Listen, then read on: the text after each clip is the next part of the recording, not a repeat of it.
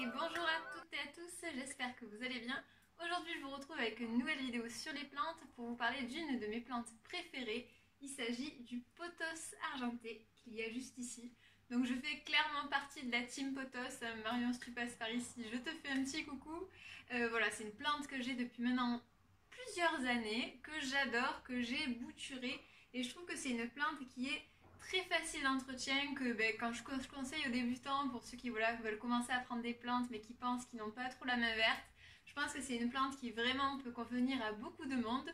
Et bien je vais vous dire pourquoi, moi comment je m'en occupe, pourquoi je trouve que c'est une plante facile pour les débutants et comment la bouturer, parce que c'est hyper simple, ça ne rate quasiment jamais. Donc c'est vraiment une super plante.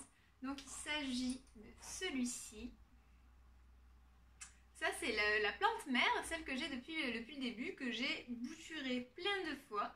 Et donc on voit bien que son nom vient de ses feuilles qui ont de très jolis reflets argentés. Donc le pothos argenté, c'est celui-ci. Après il y en a vraiment différentes espèces. Hop, je le repose. Et d'ailleurs, son vrai nom, c'est Scindaptus pictus. Donc, à mes souhaits, je vous l'écrirai dessous. C'est mes pothos argentés, c'est bien plus simple. Donc, on va prendre cette dénomination pour la vidéo. Et donc, c'est une plante, pourquoi je trouve qu'elle est facile? Eh bien, déjà, elle nous donne des conseils quand elle a soif. Et on sait que l'arrosage, c'est une des choses que l'on peut le plus facilement rater au départ quand on commence avec les plantes, on ne sait pas trop comment l'arroser, des fois on surarrose. Et c'est vrai que le pothos, il peut très bien s'accommoder. Voilà, c'est évidemment, il faut attendre que le terreau sèche avant de l'arroser. Mais si vous espacez un petit peu les arrosages, que vous l'oubliez, c'est pas grave, il va survivre même l'été. Nous ici, il fait très chaud et donc parfois je pars plusieurs semaines. Il peut se passer de 2 semaines d'arrosage. Alors ces feuilles aussi vous donnent des indices. Quand elles ont soif, elles commencent à se recourber. Alors par exemple celle-ci, mais celle-ci est un peu fatiguée, vous voyez, elles vont se recourber sur elles-mêmes et ça c'est vraiment le signe quand on voit que les feuilles elles commencent voilà comme ça à plier un petit peu qu'elles ont soif. Donc ça je trouve ça bien que voilà on ait des indices avec la plante de ce qu'elle aime, ce qu'elle aime pas. D'ailleurs je vous avais déjà fait une vidéo sur le pothos argenté, sur celui-là, au tout début de ma chaîne, c'était il y a 6-7 mois je pense. Et en fait, c'était à l'époque où je montais ma vidéo sur YouTube Studio, parce que du coup j'avais pas de système de montage. Et en fait, il y a eu un gros bug dans ma vidéo. YouTube a gardé ce que j'avais coupé, mais la voix était décalée. Donc je me suis dit que j'allais la refaire maintenant, puisque c'est toujours d'actualité. Voilà, je l'avais enlevée cette vidéo, donc ça va reprendre un petit peu autant. Des personnes qui me suivaient depuis le début auront déjà vu voilà, les infos que je vais vous donner là. Mais c'est sensiblement voilà, la même chose. Et puis voilà, avec des petits changements que j'ai eu depuis. Mais en tout cas, c'est une plante que j'aime toujours autant. Donc voilà, elle nous donne des indices quand elle a soif. Aussi, si le bout des feuilles commence à sécher, comme c'est le cas ici, hop, c'est que l'air est un petit peu trop sec. Donc c'est une plante aussi qui aime bien être brumilisée, vaporisée. Donc si vous avez un petit, voilà, comme celui-ci, je l'ai acheté je crois à Botanique. Vous pouvez pulvériser ces feuilles de temps en temps, il aime bien ça. Ou quand vous arrosez vos plantes, leur faire prendre une petite douche voilà, sur les feuilles, les nettoyer de temps en temps pour enlever la poussière aussi. Ça lui va très bien. Mais comme je vous dis, il s'accommode de beaucoup de choses. Hein. Si vous oubliez de l'arroser, c'est pas grave, on va vous le montrer. Voilà, vraiment, c'est une plante assez facile pour les débutants. Que moi, je choisis de faire retomber, parce que je trouve ça plutôt joli. Mais c'est une plante aussi que vous pouvez tutorer. Donc si vous mettez un tuteur au milieu, que vous le faites grimper le long du tuteur, vous allez encore avoir des feuilles encore plus grosses. Alors vous allez voir des fois, donc moi j'ai des feuilles plus ou moins grosses. Celle-ci est assez grande. Et plus vous allez voilà, lui mettre un tuteur sur lequel il peut s'agripper, plus les feuilles seront grosses. Donc ça peut être aussi très joli. Moi je trouve qu'elle est plutôt chouette aussi en retombante. J'en ai fait une bouture juste ici que je fais aller autour de mon pot et franchement voilà c'est une plante, vous pouvez faire un peu ce que vous voulez avec, ça fait comme des petites lianes, je trouve ça très joli. Et d'ailleurs le bouturage est hyper simple, donc je vais vous montrer moi comment je fais. C'est quasi inratable, alors bon de préférence bien sûr les boutures toujours au printemps, mais je pense que même si on commence, enfin même si on s'y prend maintenant ça peut marcher. Donc vous voyez c'est une plante qui, on va prendre une tige. Sur sa tige, je ne sais pas si vous voyez, il y a des petits nœuds, ce qu'on appelle voilà, des nœuds juste ici, comme un petit départ de racines en fait. Donc ça, c'est à cet endroit-là que les racines vont se faire former quand vous allez bouturer. Donc pour bouturer, je vous conseille de prendre une tige qui a, vous voyez celle-ci, je pourrais tout à fait la bouturer parce qu'elle est assez longue. Et je pourrais la couper, bien par exemple, ici, sous un nœud. Comme ça, elle aura plusieurs nœuds en fait, dont vous pouvoir sortir les racines. Donc c'est hyper simple, voilà, privilégiez les tiges qui ont au moins 3 feuilles, c'est pas mal. Comme ça vous fera une jolie bouture. Et je vous insérerai une photo pour vous montrer comment ça se passe quand les petites racines sortent du nœud. Actuellement, j'en ai pas là, puisque cet hiver, là j'ai arrêté les boutures, je reprendrai au printemps. Mais lors de ma ancienne vidéo que je vous avais publiée, je vous montrais justement la bouture que j'avais l'année dernière, je crois que c'était en mai il me semble, donc qui était dans l'eau. Donc je vous insérerai ça pour que vous voyez le résultat.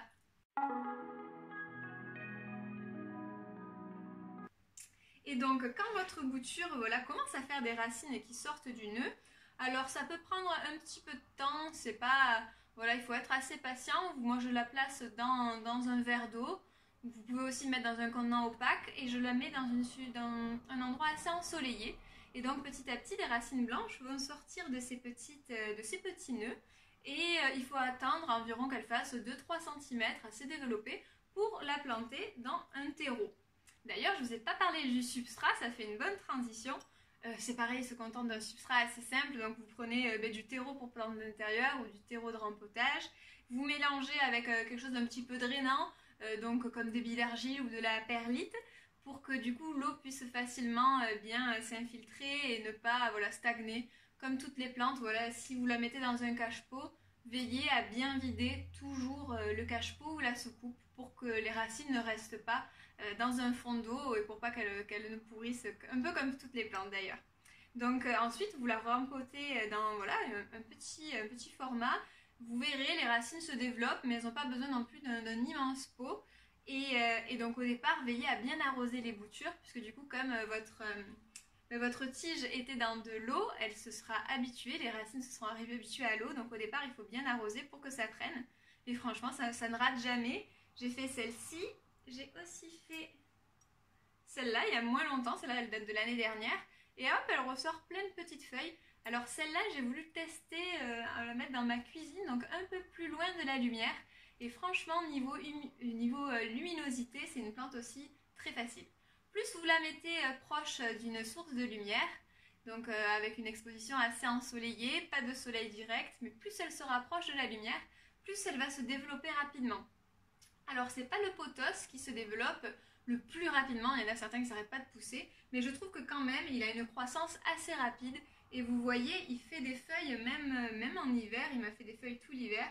Hop, là j'en ai une toute nouvelle. Et plus il sera au soleil, plus il vous fera des feuilles assez rapprochées. Plus il est à l'ombre, plus la croissance va être un peu lente. Vous aurez des feuilles un peu moins régulièrement et peut-être un peu plus espacées. Donc peut-être que les tiges se dégarniront et vous aurez peut-être, Mais ça se passe aussi très bien. Chez mes parents, j'avais offert à ma mère une bouture de ce pothos-là. Il y a combien? Il y a au moins un an de ça, je pense. Et elle est dans une pièce orientée nord. Et même là, elle sort des nouvelles feuilles. Alors beaucoup moins régulièrement que celui-là. Mais de temps en temps, il y a des feuilles. Et surtout, il se plaît. Donc franchement, c'est plutôt simple. Dès lors que vous avez, bien sûr, une fenêtre chez vous. Des fois, on me demande ça, quelles sont les plantes qui peuvent aller dans une salle de bain. Sans fenêtre, aucune.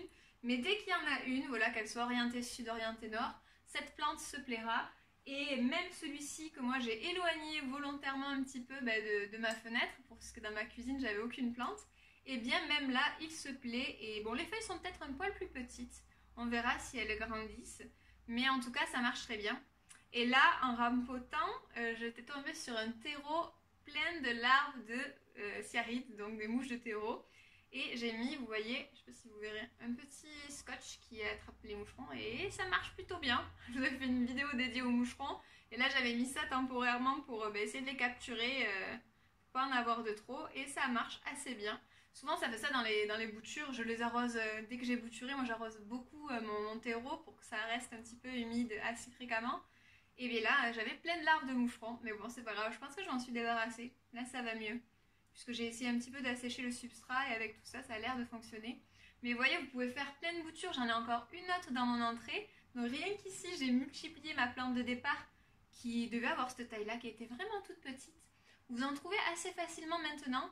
Il y a 2 ans de ça, je l'avais trouvé pas si facilement, mais quand même en jardinerie. Et l'autre fois, quand je suis allée à Jardiland pour trouver mes petites orchidées bijoux, eh bien, j'ai vu qu'il y avait plein de petites boutures du pothos argenté. Donc, vous en trouvez assez facilement, je pense, maintenant. Et puis aussi, en échange de boutures sur des groupes Facebook, c'est comme ça se bouture facilement. C'est des choses que vous pouvez aussi trouver en regardant régulièrement. Moi, j'en referai au printemps, je pense, des boutures, puisqu'il commence à grandir. Et puis, j'aime bien lui garder une petite forme, voilà. Donc, je le bouturerai certainement. Ça lui fait du bien, en plus, la plante, de se bouturer, j'ai l'impression. Enfin, en tout cas, moi... ça marche plutôt bien, j'aime beaucoup cette plante, est-ce qu'il y a des choses que je vous ai pas dit dessus? Donc je récapitule pour ses besoins, c'est assez simple. L'arroser, quand vous voyez qu'elle commence, voilà, ses feuilles commencent à se recourber, à s'enrouler un petit peu. Ça c'est un phénomène tout à fait naturel. Vous avez par exemple des plantes en garrigue qui, vous savez, ont des piquants sur les côtés ou les feuilles qui se replient, c'est pour avoir une surface moindre qui est atteinte par le soleil et du coup en fait ils se protègent comme ça pour garder un petit peu leur force, leur humidité. Et donc la plante, quand elle a soif, voilà, elle se recourbe un petit peu naturellement. Et bien ça, tout simplement, vous l'arrosez soit par bassinage, soit vous l'arrosez, vous laissez écouler l'eau et ça repart très bien. Moi, je pense que j'arrose quand même, je dirais, 1 fois par semaine, mais pas non plus énormément. Voilà, il faut regarder que le terreau soit assez sec.